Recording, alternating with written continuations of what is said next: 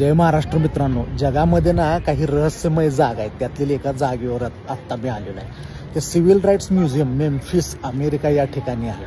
आणि इथं जर तुम्ही पाहिलं ना, ही जी रूम दिसते 3 नंबरचा फुल लावलेला आहे ना, तिथं मार्टिन लुथर किंग यांची हत्या झालेली होती. तर हे एक संग्रहालय आहे मित्रांनो. ह्या संग्रहालयामध्ये आपण आज जातो ना, त्यावेळी सर्वात पहिला महात्मा गांधीजींचा पुतळा आहे.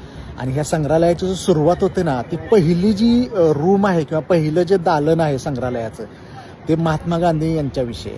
तर हे ह्या चळवळीचे जे प्रमुख होते सिव्हिल राईट्स चळवळीचे, ते 1930 साली ज्यावेळी भारतामध्ये आले ना, त्यावेळी ते महात्मा गांधींना भेटले. रस्टिन नावाचे व्यक्ती होते. तर त्यांनी भारतातून परत येताना गांधी टोपी, एक शाल आणि गांधीजींचं एक पुस्तक आहे, गांधीज ॲटोग्राफी म्हणून असं पुस्तक आहे. ते ओरिजिनल पुस्तक या संग्रहालयामध्ये, त्याच्या काढलेल्या नोट्स हिंदीमध्ये इंग्लिशमध्ये ते या संग्रहालयामध्ये आपल्याला पाहायला मिळतं. आणि गांधीजींचं तत्व कोणतं आहे? सत्य आणि अहिंसा. या 2 तत्वावरती ना ही सिव्हिल राईट्स चळवळ अमेरिकेमध्ये निर्माण झाली. तर ही सिव्हिल राईट्स जी चळवळ आहे ना, त्याचं केंद्रस्थान, त्याचं प्रेरणास्थान हे महात्मा गांधी आहेत. आणि त्यांची 2 मूल्य सत्य आणि अहिंसा, त्याच्या जोरावर ही चळवळ अमेरिकेत उभा झाली आणि यशस्वीपणे पार पडली.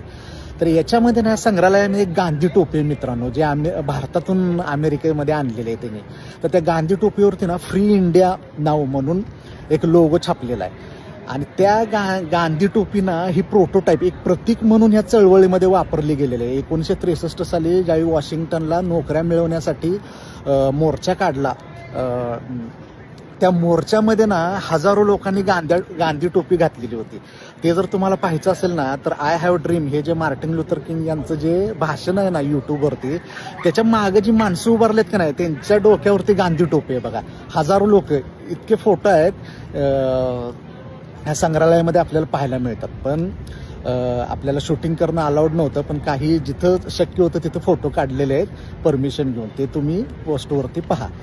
तर सांगण्याचा हेतू काय आहे, ही सिक्रेट जागा आहे ना, याचं केंद्रस्थान किंवा याचं प्रेरणास्थान हे महात्मा गांधी आहेत. आणि ह्या संग्रहालयाची सुरुवात महात्मा गांधींच्या मूल्यांपासून होते, सत्य आणि अहिंसा. धन्यवाद.